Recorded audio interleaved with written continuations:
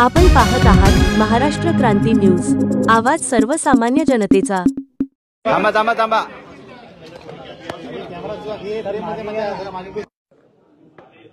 चला रेडी का झालं का?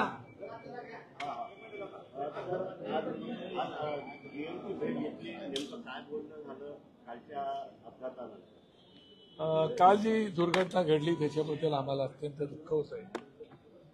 काल अत्यंत वाईट, कधी न घडणारी घटना काल घडलेली आहे आणि त्या विषयावरती आमच्या बऱ्याच लोकांनी आंदोलनही केली, जाऊन भेटले सुद्धा।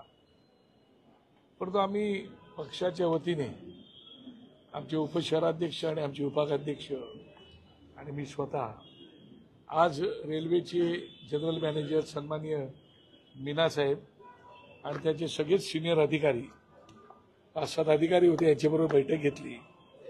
जवळजवळ पाऊण तासाची बैठक झाली आणि त्या बैठकीमध्ये आम्ही ज्या काही मागण्या केलेल्या आहेत ते मी तुम्हाला पत्रक देणारच आहे।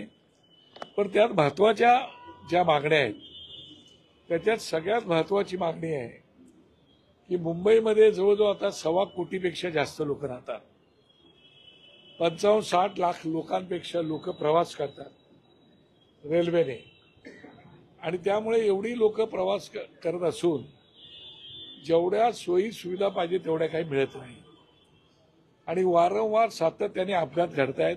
आताच आमच्या यशवंत किल्लेदारांनी कोर्टाचा दाखला देऊन सांगितलं की दरवर्षी साधारण 7,000 लोक मृत्युमुखी पडतात, 7-7,500 लोक अपघात होतात, वेगवेगळ्या घटना तशा घडतच असतात आणि त्यामुळे आणि कोर्टाने पण त्याच्यामुळे ताशेरे मांडलेले आहेत आणि म्हणून यासाठी स्पेसिफिक एक मुंबईला स्वतंत्र महामंडळासारखं बोर्ड असावं जेणेकरून त्या बोर्डाच्या मार्फत मुंबईचे बरेचसे प्रश्न सुटू शकतात। कारण मुंबईकडून 40-42% रेव्हेन्यू हा सेंट्रल गव्हर्नमेंटला जातो आणि रेल्वेकडूनही प्रचंड प्रमाणात जातात पैसे आपल्याकडून। गेल्या वर्षी त्यांनी दिलेल्या माहितीप्रमाणे साधारण 23,778 कोटी रुपये रेल्वेला आपण मागच्या वेळेचे दिले होते आणि त्यामुळे रेल्वेला सुविधा मिळणं फार गरजेचं आहे आणि म्हणून महत्त्वाच्या ज्या काही मागण्या आहेत त्याच्यातली एक बोर्ड व्हावं ही मागणी आहे।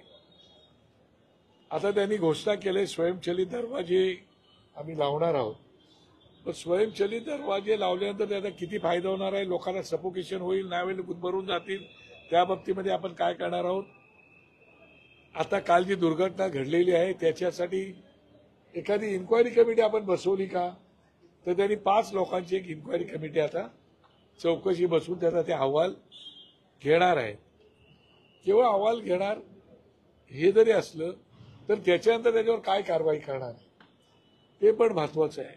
शिवाय जी लोक मृत्युमुखी पडली त्यांना आर्थिकदृष्ट्या केंद्र सरकार, राज्य सरकार जी काही मदत करायची ती करेलच, पण ती आयुष्यभरासाठी पुरणार नाही। कारण जाणारी बरीच लोक तरुण होती, नोकरीला जाणारी होती, तेव्हा त्यांचं कुटुंब उद्ध्वस्त झालेलं आहे। तेव्हा आणि मागणी आम्ही म्हणून केलेली आहे की त्यांच्या कुटुंबाला, एखाद्या सदस्याला आपल्या रेल्वेमध्ये आपण सामावून घ्यावे। शिवाय मुंबई म्हणजे सीएसटी पासून तुम्ही दिवा, कर्जत, कसारा, इकडून तुमचे पनवेल, उरण हा बेट, त्या बाजूने कर्जत, कसारा, ह्या बेटमध्ये जाणाऱ्या ज्या गाड्या आहेत तिकडे थोड्याशा मार्गिका वाढवायला पाहिजे, 4, 5, 6, जेणेकरून जास्तीत जास्त फ्रिक्वेन्सी होईल। तर आता 3 मिनिटाला त्यांच्या ट्रेन येतात आणि जातात, तरी देखील क्राऊड प्रचंड प्रमाणात असल्यामुळे घटना घडतात। लोकांना आवडत नाही लटकायला किंवा गाडीच्या टपावर बसायला, पण नाईलाज आहे म्हणजे ट्रेन कमी पडतायत। जर रेल्वे बोर्डाला एवढे पैसे महाराष्ट्राकडून जात असतील किंवा मुंबईकडून जात असतील तर रेल्वे बोर्डाने सुद्धा ती काळजी घेण्याची आवश्यकता आणि म्हणून मार्गिका जास्त प्रमाणात वाढवायला पाहिजे। सिग्नल यंत्रणा लेटेस्ट टेक्नॉलॉजीमुळे सदोष उत्तम प्रकारची केली पाहिजे। रूळ जे आहेत त्या रुळांमध्ये पण प्रचंड आता टेक्नॉलॉजी आलेली, त्याचा वापर केला पाहिजे। त्यासोबतच जर आपण एकंदरीत पाहिलं तर इथून जाणाऱ्या गाड्या त्या दिव्याला गेल्या तर दिव्याला तिथे गाडी एक संपली पाहिजे आणि पुढे जाणारी लोक दुसऱ्या लोकलनी त्याच्या पुढे गेले पाहिजे. असं ज्या ज्या ठिकाणी कुठेतरी हॉल्ट करून लोक उतरतील त्याच्यामुळे थोडंसं गर्दी कमी होत जाईल. ही काळजी घेण्याची आवश्यकता आहे. ज्येष्ठ नागरिक, अपंग, महिला यांच्यासाठी आपण सुविधा दिल्या तशातला नाही दिल्या तशातला भाग नाही, तरी सुद्धा त्यांच्या तिकीट दरामध्ये कन्सेशन त्यांना मिळालं पाहिजे. शिवाय इतर ठिकाणी जसे मोठे मोठे स्टेशन आहेत, सीएसटी आहे, दादर आहे, कुर्ला आहे, ठाणा आहे, असे जंक्शन जेवढे आहेत त्या सगळ्या जंक्शनला, कारण हे सगळ्या घटना घडतात कशामुळे, त्यात क्राऊड जास्त असतो, गर्दी जास्त असते. त्या गर्दीला नियंत्रणात आणण्यासाठी जर इतर ठिकाणी जशा प्रकारे परदेशात इकडे तिकडे मार्शल असतात तसे जर मार्शल पण ठेवले तर त्याच्यावरती नियंत्रण येऊ शकतो. अशा वेगवेगळ्या बऱ्याचशा मागण्या आम्ही त्याच्याकडे केलेल्या आहेत. मला असं वाटतं त्या बाबतीमध्ये त्यांनी, मीनाजींनी बरेचसे सकारात्मक गोष्टी या ठिकाणी त्यांनी आता आम्हाला सांगितलेल्या आहेत. आणि शिवाय मागच्या वेळेला तुम्हाला माहिती आहे आम्ही आंदोलनं केली होती. म्हणजे रेल्वे स्टेशनच्या आजूबाजूला रेल्वेपासून काही दुरीवरती जे फेरीवाले बसतात या फेरीवाल्यांच्या बाबतीमध्ये सुद्धा त्यांनी कठोरपणे निर्णय घेण्याची आवश्यकता आहे. ही मागणी आम्ही त्याच्याकडे केलेली आहे. मला असं वाटते की या बाबतीमध्ये गंभीरपणे ते घेतील. आणि मीनाजींना मी सांगितलंय की तुम्ही रेल्वे मिनिस्ट्री बरोबर बोला आणि त्यांना सांगा आणि आमच्या ज्या प्रमुख मागण्या आहेत त्या मागण्यांच्या विषयी आपण गंभीरपणे दखल घ्या. अशा प्रकारच्या आमच्या मागण्या आम्ही केलेल्या आहेत. मुख्यमंत्री म्हणाले आहेत की सर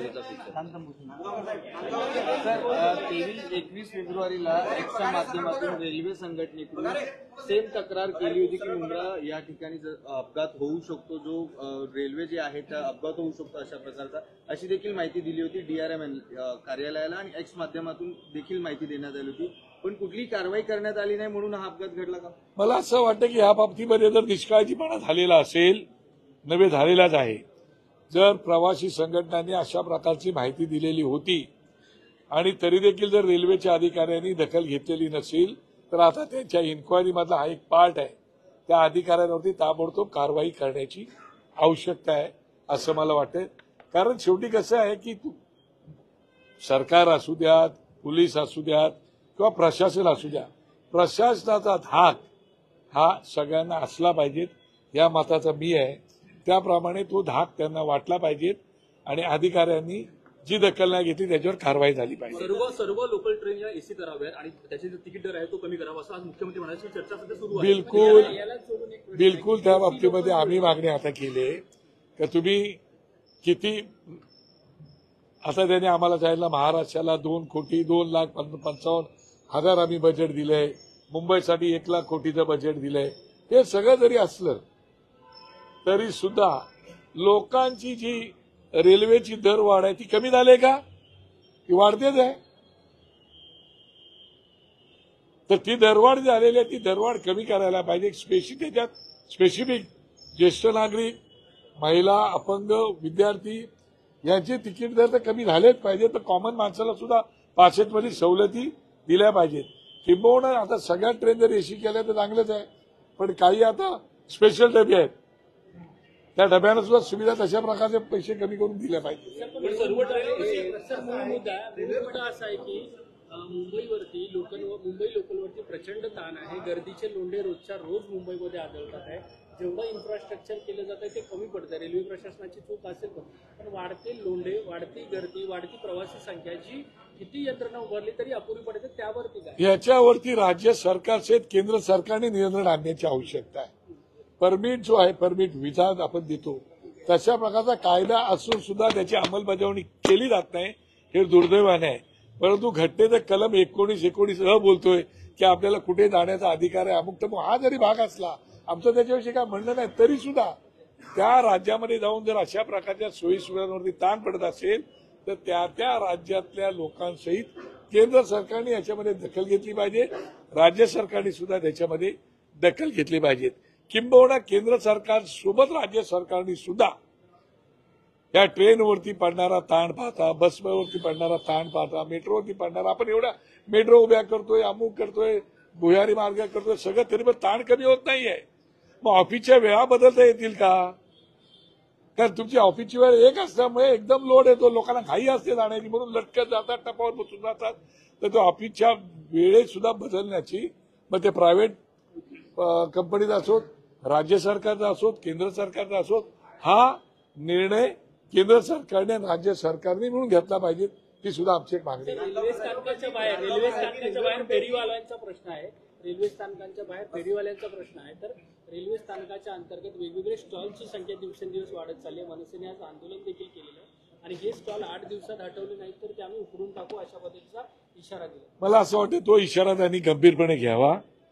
का ते आंदोलन झालं ते एका ठराविक स्टेशनसाठी होणार नाही, ते झालं तर अख्ख्या मुंबई आणि महाराष्ट्रामध्ये होईल. त्याची गंभीरपणे दखल जनरल मॅनेजर रेल्वे बोर्डानी आणि रेल्वे मिनिस्टरनी घेण्याची आवश्यकता आहे असं मला वाटतं. रेल्वे म्हणते की प्रवाशांच्या बॅगा प्रवासी फुटबॉल प्रवाशांच्या बॅगा एकमेकांना घालतात. मात्र असे काही व्हिडिओ समोर आले ज्यामध्ये असं दिसतंय की रेल्वे एकमेकांनी घालते. काय नेमकी परिस्थिती आहे? आता तुम्ही भेटला प्रवाशांच्या बॅगा म्हणजे प्रवासी नोकरीला येतात, गावाला जायला येत नाही. एवढ्या मोठ्या बॅगा नसतात, नॉर्मल बॅगा असतात. ती प्रत्येकाच्या जेवणाचा डबा असतो, काही वाचन करणारी पुस्तकं असतात, काहीतरी टाइमपास म्हणून भजन कीर्तन करणारी मंडळ असतात. अशा सगळ्या गोष्टी त्याच्यात एवढा काय बोजा नसतो. पण रेल्वे बोर्ड काही बोलेल नेमका अपघात काय झाला तुम्हाला काय वाटतं? त्याच्या अजून त्यांना काही माहिती मिळालेली नाही.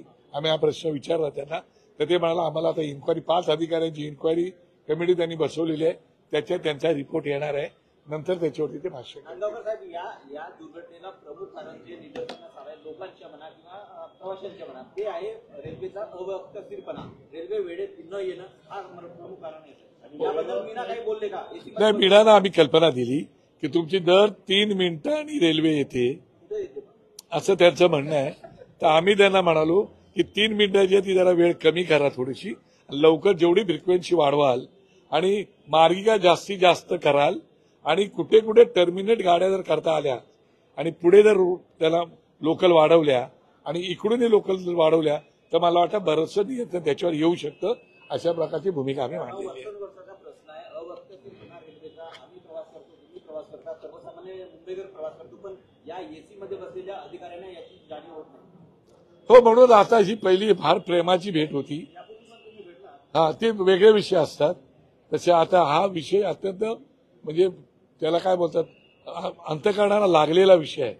कारण जो ज्यांच्या कुटुंबातला गेला तो आमच्याच कुटुंबातला आहे आणि त्यामुळे तो अंतःकरणाला लागलेला विषय असल्यामुळे आम्ही ताबडतोब दखल घेऊन आज त्याला कल्पना दिलेली आहे. धन्यवाद.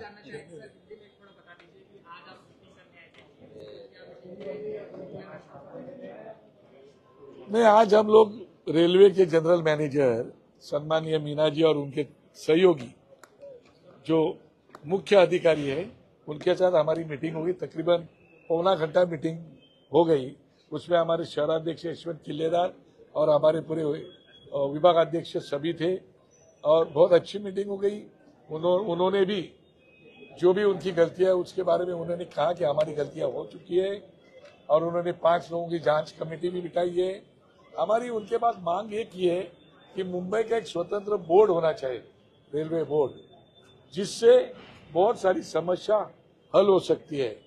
बहुत सारी मार्गिका जो है ट्रेन के रूट्स वो ज्यादा से ज्यादा बढ़ाने चाहिए, 5, 6, 7 ऐसे बढ़ाने चाहिए. उसके बाद में यहाँ से चर्चगेट से छूटने वाली गाड़ी हो, सीएससी से छूटने वाली गाड़ी हो, वो सभी गाड़ी आगे जाने के बाद कहीं तो रुकनी चाहिए. जैसे दीवा में गई तो रुकनी चाहिए, वहां से लोकल गाड़ी और चालू होनी चाहिए. वहां जाने के बाद बोरवली के आगे रुक के और नई गाड़ी वहां से लोकल चालू करनी चाहिए. और स्वयंचलित जो दरवाजा आप बना रहे तो उसके बारे में लोगों को सफोकेशन नहीं होगा वो भी सोचना चाहिए. जो लोगों का नुकसान हुआ है उनको आप पैसा देके नहीं चलेगा, तो उनके घर वालों को किसी को नौकरी वगैरह अगर लोगों को मिलती है तो उनकी लाइफ बन जाएगी. ऐसी बहुत सारी मांगे हमने उनके पास की है जो हम आपको लेटर दे रहे हैं. थँक्यू. Thank you sir. ओपन